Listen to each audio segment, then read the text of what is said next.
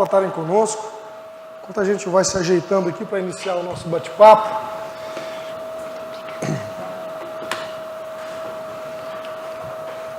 É para a gente mais uma satisfação estarmos aqui de novo. Esse formato que a gente tem feito tradicionalmente na última sexta-feira de cada mês. Sempre que vocês vierem à última sexta-feira do mês, vocês vão encontrar esse formato de palestra que a gente batizou de Papo Kardec.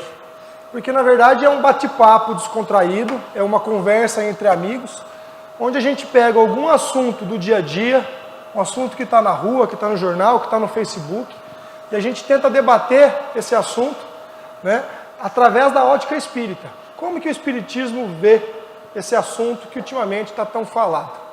E uma das características do Papo Kardec é a participação de quem está conosco, tanto aqui na plateia, a participação de vocês, quanto a participação dos colegas que estão em casa assistindo pela internet, seja YouTube ou seja Facebook. Então você que está nos assistindo, pode mandar a sua pergunta pelo nosso WhatsApp, já vai ficar aqui na tela. Aí você pode mandar, mesmo você que está aqui, vai chegar aqui para mim, a gente coloca a sua pergunta aqui na roda. E quem está em casa também, de outra cidade, de outro país, né, manda também a sua pergunta para a gente poder falar. Tá joia? Então dá uma boa noite para a Ruth, que está ali na ponta. E aí, gente, boa noite. E o baby, Benício. Benício. Bebê Benício. Mas um mês e meio, ele está aí já? Ainda falta 2 meses. 2? Temos o Rodrigo Leite, está aqui com a gente. Tá me imitando, Rodrigo. E o nosso ela convidado já hoje, tá igualzinha a ele. Ele não está grávido, é só ela, tá, gente? E o nosso convidado da noite é o Paulo Lara, que vai estar conosco. Bom, nós vimos aí na última semana um assunto que dominou o jornal, que esteve em todas as televisões, pode dizer que do mundo, só se falou nesse assunto. Foi a venda do Neymar para o Paris Saint-Germain. Ele foi transferido de um clube para o outro e pagou-se aí uma fortuna pelo passe do jogador, aí chegando a 800 e alguns milhões de reais, quase 1 bilhão, só de transferência, fora o salário que ele vai receber e o dinheirão todo que ele recebe para jogar futebol. Paralelamente a isso, a gente vê aí pessoas em situação de miséria, pessoas em situação de fome mesmo, né? Então existe uma desigualdade muito grande, uns muito ricos e outros muito pobres.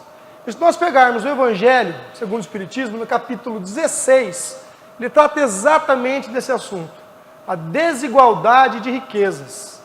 E é isso que a gente vai debater aqui hoje. Por que que uns são tão pobres e por que que outros são tão ricos? Então, desde já, eu abro essa pergunta para vocês. Por que que uns são tão pobres e outros são tão ricos? Bom, eu costumo dizer que só a doutrina espírita traz explicações que, num primeiro momento, são inexplicáveis se considerar uma vida única, né? Por exemplo, a justiça de Deus, né? Por que que tem gente que é pobre? Por que que tem gente que é rica? Né? Então eu inicio esse bate-papo aqui, meus colegas, dizendo que por que que existe isso? Primeiro, porque Deus é perfeito, as leis dele são imutáveis e toda a lei de Deus é boa e justa. Então, eu não sou bom jogador como o Neymar, eu acho que nem em 15 vidas. Acredito, é sério. Em 15 vidas acho que eu não vou conseguir ser. Mas pegando ele tem o mérito dele, né, de ser um excelente, mas por que vale tanto? Será que nós não estamos valorizando coisas que não deveriam ser tão valorizadas? E com todo respeito a quem adora futebol. Eu gosto muito, eu torço pelo meu time, mas será que ele vale tudo isso jogando futebol? Porque a humanidade olha muito para o futebol? A gente tem outros... E olha pouco para outras artes, outras coisas? A gente tem... Passo a bola para vocês. Outras coisas que valem muito, né? Se a gente pegar, a gente tem portadores de obras de arte que valem milhões também. A gente tem Bill Gates, por exemplo, que ganha bilhões. né? A gente tem pessoas que se destacam em vários ramos que eles são portadores de riqueza. Então ela não vem... Esse aqui é o meu. Ela não vem... a riqueza ela não existe só por existir. Ela tem um porquê existir. Através dela você consegue algumas coisas que sem dinheiro você não consegue. Por exemplo? O Bill Gates, por exemplo, eu sei que ele é um dos maiores, ele doou uma época metade da sua riqueza para obras de caridade. Metade da riqueza dele é muita coisa.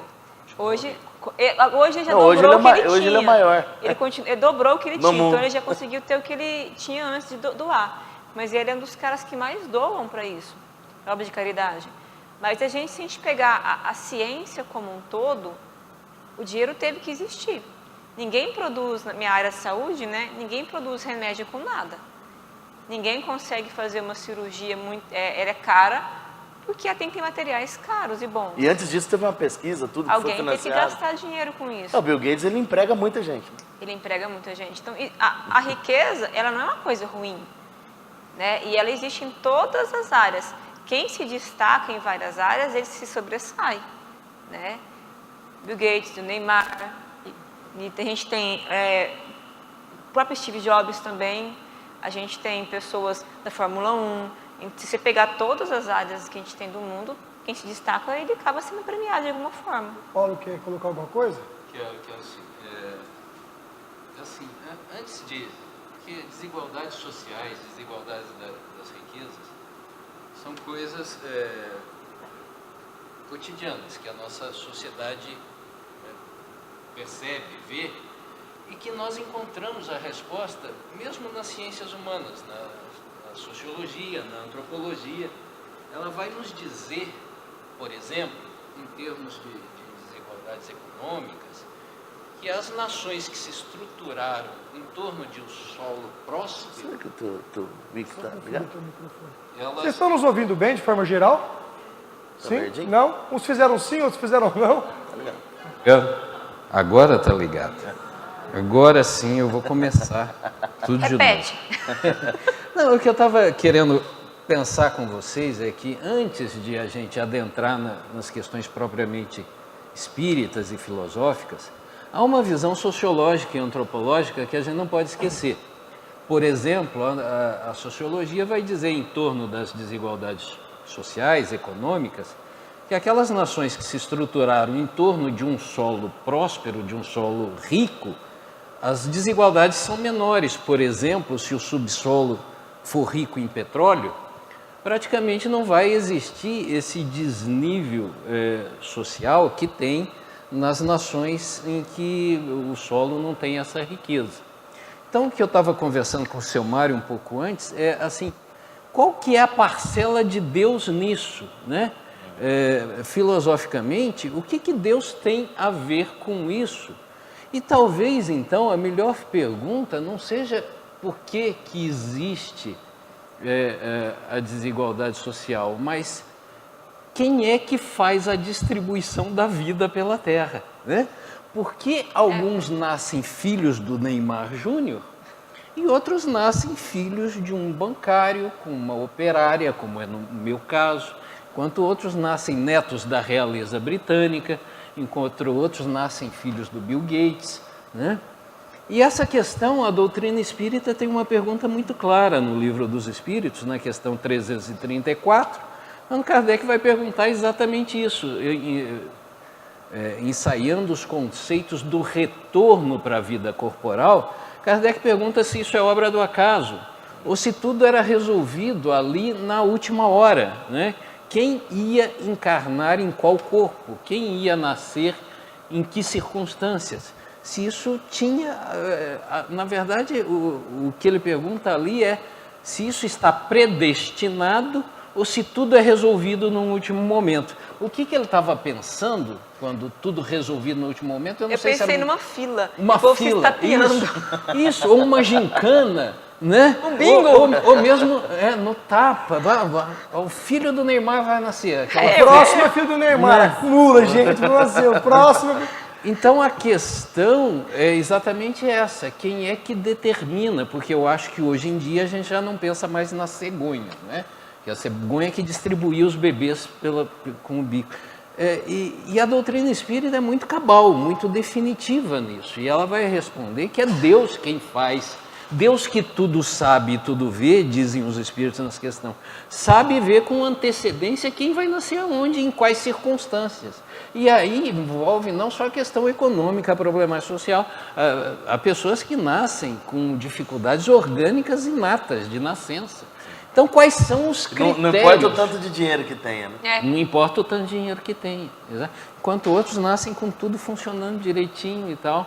Né? O que eu acho legal a gente colocar também é que o capítulo 16 traz logo de cara essa resposta. Ele fala o seguinte: uns são mais ricos que os outros, porque nem todos são inteligentes da mesma forma, nem todos são laboriosos da mesma forma, trabalhadores.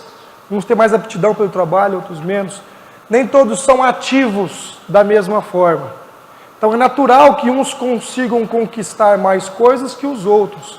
Porque se nós fomos criados por Deus em tempos diferentes, então uns espíritos têm mais desenvolvimento do que outros em determinados setores, o que o faz angariar um pouco mais de dinheiro que o outro.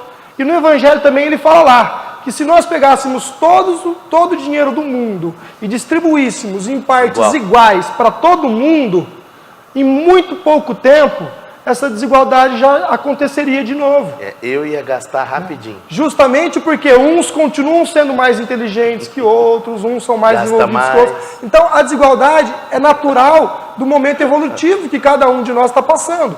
Uns têm mais controle, outros menos. E aí, como o Leite pegou lá no começo da conversa, entra também a questão da reencarnação, da necessidade que um espírito tem de ter o poder na mão, para que ele possa lapidar alguns sentimentos, alguns valores, e a necessidade que o espírito tem naquele momento de não ter valores na mão.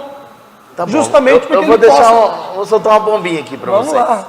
Fala então. Na opinião dos meus amigos aqui, o que é mais fácil? Ser rico ou ser pobre? A pergunta o que é mais fácil é complicada. Olha, né? eu Que arriscava grau de a facilidade dificuldade pra de ser ver? rico fácil. Tem que pensar assim, se for pensar da maneira espírita ou da maneira terrena, né? Porque, Não, no geral, eu no falo o que você quiser. A riqueza, ela traz algumas coisas que podem ser perigosas. Você pode, muitas vezes, você tem muito dinheiro, você acaba aproveitando muito, você se expõe, às vezes, a algumas situações que põem em risco a sua vida. Eu, por exemplo, tenho nem dinheiro para subir num avião para pular de paraquedas. Então, esse risco eu não vou correr. Porque nem para subir lá eu tenho como. Então, assim, a gente se expõe a algumas coisas que o dinheiro facilita, né? E a pobreza não faz isso. Eu penso que talvez a melhor pergunta não seja o que é o mais fácil, mas o que é o mais útil. Útil. Ser rico ou ser pobre. Porque aí nesse capítulo 16 do Evangelho, está encartada a parábola dos talentos, que é uma parábola muito significativa. Aliás, já que você pegou um gancho aqui, Kardec trouxe 4 parábolas, e se Kardec catalogou-as, é para dizer-nos que, olha, até Cristo se preocupa com essa questão de riqueza e pobreza. Porque Cristo, de tantas e tantas parábolas, um tema tão específico quanto a riqueza, ele quis dar um recado para a gente. Sem dúvida. A gente não entendeu até hoje, né? O que nós temos, a maior dificuldade que nós temos na parábola dos talentos, é reconhecer os talentos. Simbolicamente, os talentos que são... Eu acho bom você contar rapidinho o que é a parábola para o pessoal que está em casa e está chegando agora. A parábola dos talentos está no capítulo 25 de Mateus e ela faz parte do final do discurso do sermão profético, em que Jesus vai comparar mais uma vez o reino dos céus a uma circunstância específica. E vai dizer que um certo senhor chamou os seus servos para distribuir os seus talentos entre eles. E a um deu 5, a outro deu 2, a outro deu 1, a cada um segundo a sua capacidade, diz lá, e depois partiu. Quando o senhor voltou, o dono dos talentos, ele quis uma prestação de contas e alguns servos haviam multiplicado aqueles recursos e foram louvados, enquanto que o outro havia enterrado. Essa, grosso modo, é a ideia, a parábola. É o que ganhou uma enterrou. Enterrou. Com medo de perder. Com medo de perder ou com preguiça Ou do com trabalho que dava multiplicar, que geralmente é o que nos ocorre. É isso que eu queria. Né? O resto é desculpa. Tanto é que quando o Senhor vai admoestá-lo, ele chama servo mau e preguiçoso. A Memei fala que depois da ignorância, preguiça é a fonte de A todos os males. preguiça é a fonte de todos os males, exatamente. Mas a ideia da parábola é que Deus, que seria o Senhor que distribui os recursos, ele distribui recursos e esses recursos são múltiplos, não é um único recurso que é distribuído de forma desigual. De tal maneira que cada um de nós recebe um talento específico ou um grupo de talentos específicos que deve pôr para multiplicar. Ocorre que a gente só reconhece os talentos positivos. Ah, né? é verdade. A gente pensa na fortuna ou na riqueza ou no dinheiro como um talento, mas a miséria, a ausência, a doença, a gente pensa na saúde, né? Uma saúde é um bem que Deus nos conferiu, mas a doença também. Vocês lembram daquele capítulo dos Mensageiros, que uma senhora está preparando para reencarnar, ela pede uma doença, ela pede que tenha um defeito físico, para que ela possa se preocupar com o defeito durante sua vida e não cair em tentação de novo? Verdade. Vocês chegam a lembrar dessa parte? Chegam várias histórias, cada um tem seu mapa reencarnatório, e uma senhora vai ter tireoide, uma alteração na tireoide, acho que é hipotireoidismo, e ela vai ter que se ocupar com nutricionista, ir no médico, fazer dieta, caminhada, e assim não vai ter tempo para recair nos males que ela teve nas últimas vidas. Exato. Ela pediu, meu corpo é muito perfeito, me põe uma doença, por favor. Isso. Então, assim... Se nós pensarmos, então, na desigualdade de riqueza ou nas provas Nessa mais linha, difíceis, até uma doença é um talento. Vocês querem dizer isso? até a ou mais doença não tá fáceis, Até a doença pode ser um Até talento. a falta de saúde pode ser um talento. Pode, não, Que nem nos sempre faz mas pode a se ser, resignar. né? Porque às vezes ela não é um talento, mas resignar. eu causei ela como maneira Isso. dos meus atos que foram errôneos, né? Exato. Porque às vezes não é o que Deus me deu, fui eu que me dei ela também, né? Porque às vezes não quer dizer que se eu fumo a vida inteira eu tenho um câncer, o câncer é um talento. É oportunidade de você repensar o que você faz, né? Mas é uma causa dos meus atos. Mas muitas vezes ela pode vir com uma oportunidade de você... Muitas vezes ela é um talento no sentido de que ela é uma medicação, é algo que você precisa para resolver um determinado problema. É chá de boldo? Eu tenho uma historinha muito singela que ela conta assim que é como se você tivesse um animalzinho de estimação que tivesse com um abscesso na bochechinha. Você leva lá no veterinário, ele raspa ali o excesso de pus, cauteriza ali a ferida, aplica uma solução antibiótica e te dá o vidrinho e fala, agora você vai para casa e todo dia você vai fazer isso com o seu bichinho. Você abre a boquinha, tira o excesso de pus, aplica a medicação e aí você vai fazer com o gatinho, com o cachorro, ele vai querer te arranhar e ele não vai entender por que ele está sendo... Você está tendo aquela atitude cruel com ele. Que dono ruim, né? Que dono ruim. E, na verdade, nesse momento... E você não adianta nem querer explicar para ele a propriedade antibiótica daquela medicação, tão útil que aquilo está sendo para ele. E nós, muitas vezes, somos assim. Deus, muitas vezes, nos medica com os remédios amargos. Com as faltas, com as dores, com as carências, com as privações, com as misérias. Né? Mas é nesse momento que você está no colo de Deus. E ele está raspando ali aquele ponto nevrálgico que vai te levar a uma situação melhor. Podemos dizer então que todos os espíritos irão passar em um momento ou outro por uma situação de riqueza e por uma situação de pobreza, ou todos poderão encarnar sempre ricos ou poderão encarnar sempre pobres? Essa é outra questão interessante, né? Porque em mundos como o nosso, de expiação e provas, essas questões são muito determinantes, mas a nossa sociedade podia ser mais solidária já, né? Se fôssemos mais solidários... Gente, há tanta riqueza no mundo, há tanta fartura, há tanto desperdício, que é inadmissível. Se o lucro não fosse o motivo, né? Eu tenho uma empresa para quê? Para gerar lucro. Não, eu tenho uma empresa para gerar bem-estar social. Eu acho que Só essa ideia já multiplicaria a produção. função social, sem dúvida, sem dúvida. E se a gente conseguisse repartir, não seria mais tão problemático. Mas pensem bem, sem politizar a questão. Sem politizar, né? Mas quando a gente fala em cotas para isso, para aquilo, para as minorias, mais das vezes as pessoas que estão em uma situação mais confortável reclamam. A gente não gosta de pagar imposto, mas o imposto, em tese, é para distribuir renda. Você entende bem. Em tese é para isso. Então a gente poderia solidarizar mais para que não tivesse tanto esse impacto de aonde é que você vai nascer. Né? Nós pudéssemos acolher mais o nosso irmão dentro de uma rede de... O Kardec nos fala que todos os espíritos passarão pelas duas provas. Né? O rico será pobre, o espírito pobre será rico. Assim como o feio será bonito, e assim Tô como o salvo, alto será então baixo. vai chegar a minha vez. Então, meus amigos, essa situação da posse financeira, ela é transitória. Né? Então, se você está duro, calma que a tua hora vai chegar. Se não for nessa vez, será na próxima encarnação. Mas todos nós passaremos pela situação da abundância, ou já passamos, né? Ou pela situação da miséria. E vale lembrar também que muitas vezes essa situação ela se inverte dentro da própria encarnação. Verdade.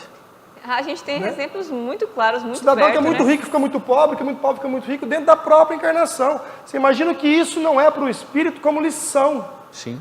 O espírito que tinha muito e passa a ter nada. Eu conheço casos, imagina todo mundo conhece. O próprio Wake Ou Batista tá aí, vice-versa. né, gente? Né? Mas a pauta é desigualdade social. Então, mas assim, tipo assim, Vamos pegar a atualidade. Vamos olhar para a desigualdade que a gente tem hoje ali, andando na rua, abrindo o Facebook, assistindo aos jornais, que a população está sem emprego, sem saúde, etc, etc. E é inquestionável, sem querer politizar, pessoal, é inquestionável, porque são fatos, né? Que a política, enquanto política mesmo, os políticos que deveriam primar para diminuir, acabar a desigualdade, eu acho que é impossível. Porque ela tem uma finalidade, é o que nós acabamos de falar aqui.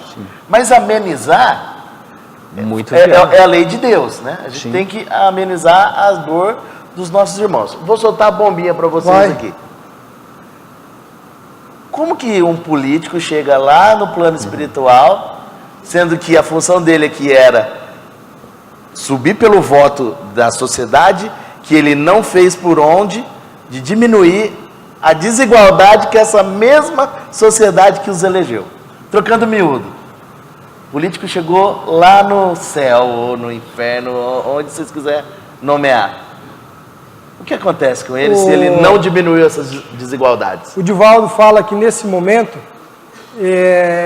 ele passará por uma situação de despertar. Que ele vai cair em si e vai Remorso. tomar conta de remorso. Gustavo E Marques vai- é remorso. E vai tomar consciência Rutinha. de que ele teve a oportunidade de fazer algo para diminuir a desigualdade social e não fez. E isso causará uma situação de perturbação naquele que teve a oportunidade de fazer e não fez. Independente se é um político ou não.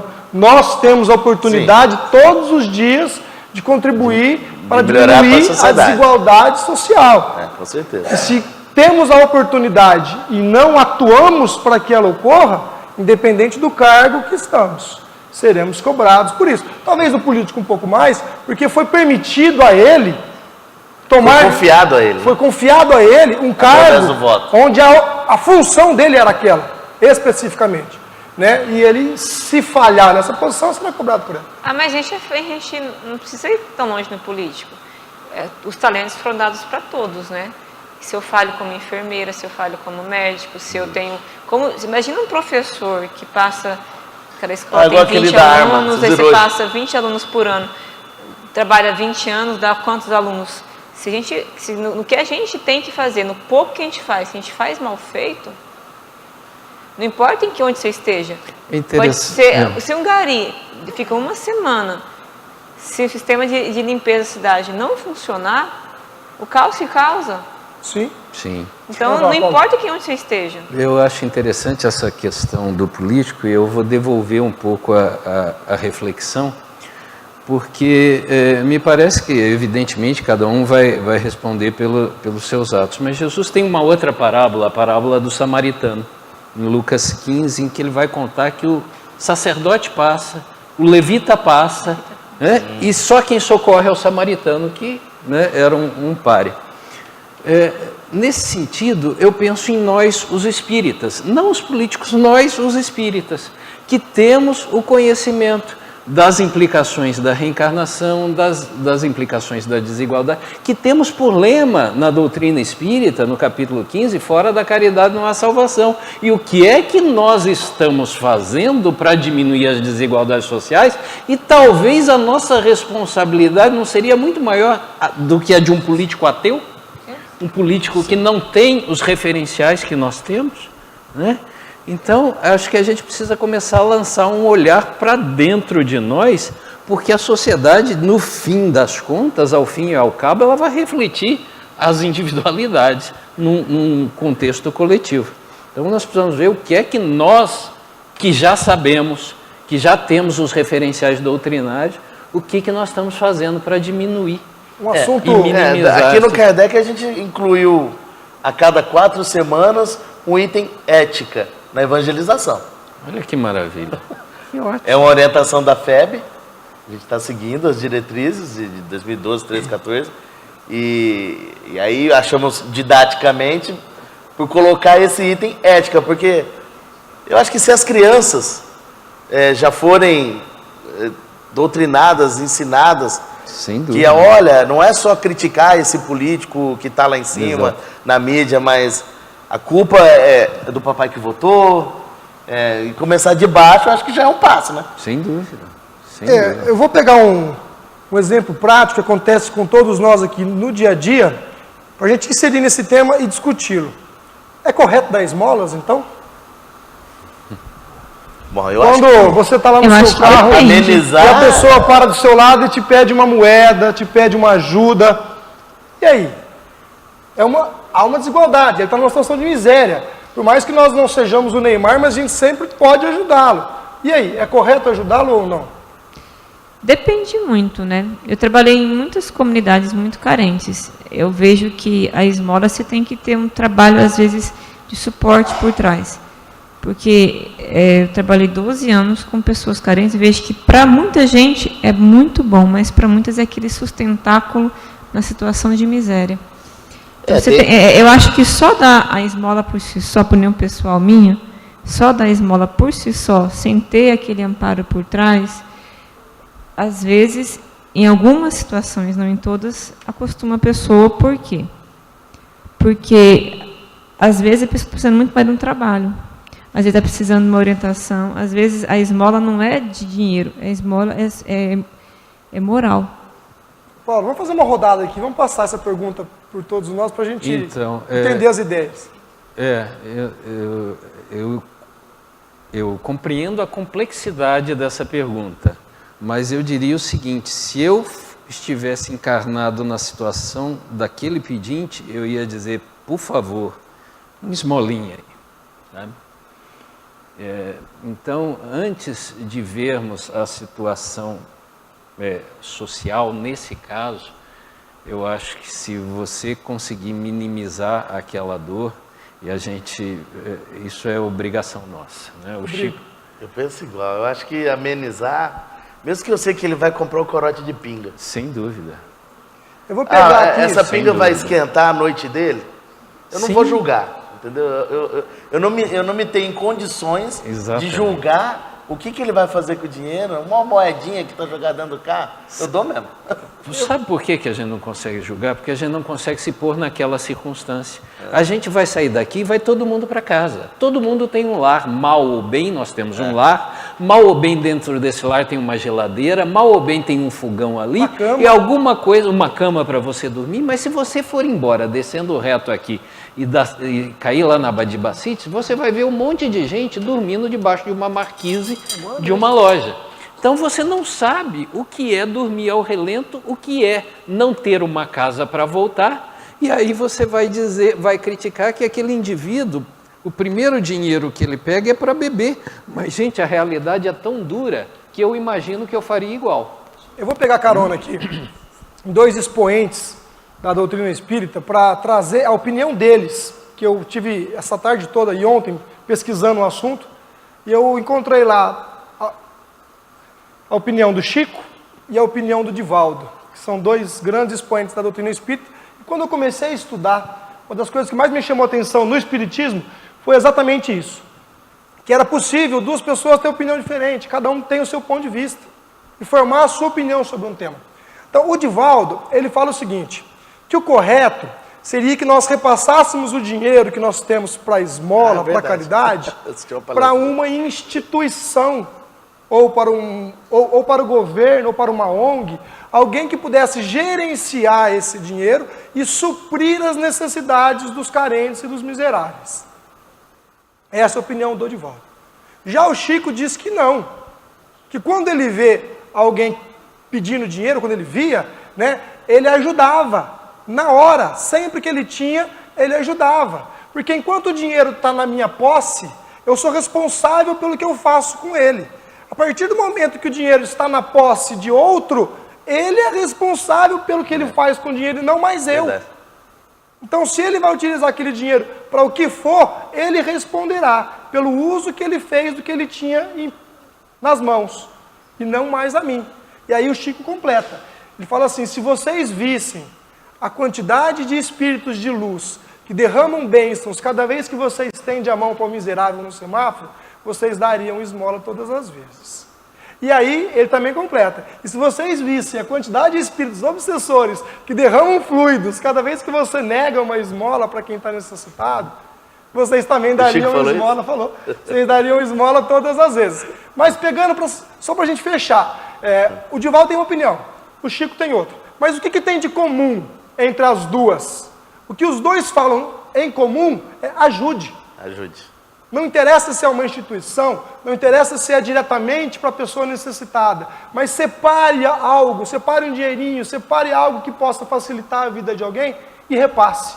O que não pode é fechar os olhos e fingir que o problema não existe. E enterrar o talento. Enterrar o talento. E tem várias maneiras também, né? Eu via muito que as pessoas, elas precisam muito de um referencial para que elas possam mudar. E às vezes a gente se acomoda muito em dar a esmola, mas não é esse referencial. Eu via muitas pessoas que com a presença que a gente às vezes tem, não é um dia, não é dois. Você vai uma vez por mês, 2 vezes por mês, cria um vínculo com essa pessoa, ela começa a mudar as atitudes. E às vezes a gente dá a esmola e fala, ai, fiz meu trabalho, nossa, graças a Deus, estou bem, ai, você está tranquila. Graças a Deus, há menos um na minha vida. E aí, inclusive, é mais fácil você dar dinheiro do que dar fé. Mais fácil. É mais fácil. E aí você vai uma vez, 2 vezes por mês, cria um vínculo, mostra que é possível com o trabalho, mostra que é possível com a ética, mostra que é possível mudar de vida, mostra que é possível fazer muita coisa, mostra que é possível mudar a casa. E aí você vê transformações grandes.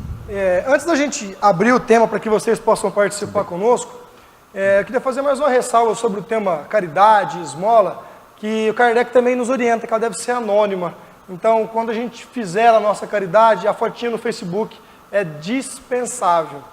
Tá ok? Acho que a fotinha no Facebook dispensável em muitas ocasiões. Kardec fala e olha Jesus... eu doando, olha eu da caridade não há ostentação, né? E Jesus fala para que a mão esquerda não saiba o que a direita faz. Né? Dá um outro programa isso, tá? Mas vamos parar por aqui. Vamos deixar então agora esses minutos finais. Nós temos já 3 perguntas aqui no WhatsApp, mas antes de eu fazer as perguntas, eu vou abrir para vocês. Se alguém quiser fazer alguma pergunta, algum comentário, uma crítica, pode levantar a mão, o Léo vai levar para vocês aí um microfone para que vocês possam... A nossa colega lá já tem um. Olha lá, Léo, ó. Ele vai só pegar o microfone aqui, tá? E leva para você.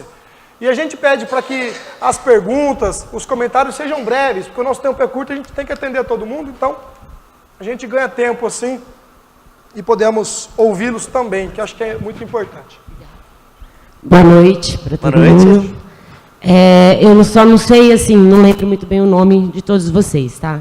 Então vou apontar Careca. O gordinho? Isso, A vou mamãe? usar E o esses Paulo? termos, tá? Sobrou. E o Paulo? Então, assim, a segunda pessoa aqui, né? O segundo aqui. Paulo. Ele é Paulo? Isso. Paulo. Isso. Não. Rodrigo. Eu? Isso, Leite. Rodrigo. Você falou sobre a questão de riqueza e pobreza, que isso nunca vai ter fim, porque seria assim, existe um motivo aí que vem do alto, né? E que as pessoas precisam passar por isso como forma de prova.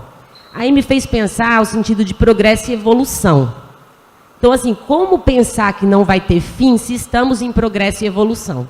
Mesmo que aqui seja um planeta de prova e expiação, assim, o caminho seria para ele se tornar um planeta de regeneração, não sei quando, mas acredito que é pela mudança nossa, né? Ele só vai se transformar quando a gente mudar. E aí a minha pergunta é, se esse meu pensamento está errado, entendeu? Porque eu penso dessa forma, quer dizer, e eu penso, se aqui for um planeta de regeneração, essa miséria que a gente vê não vai mais existir, porque automaticamente vamos ser melhores, né? A gente vai ser melhores nesse Pergunta sentido de quem estuda, viu? Eu entendi. Entendeu? Então, quando eu quis dizer que nunca vai acabar as desigualdades. Em mundos de provas e expiações. Não, e nem no regeneração, porque qual que é a diferença de hoje para o mundo de regeneração, que eu imagino?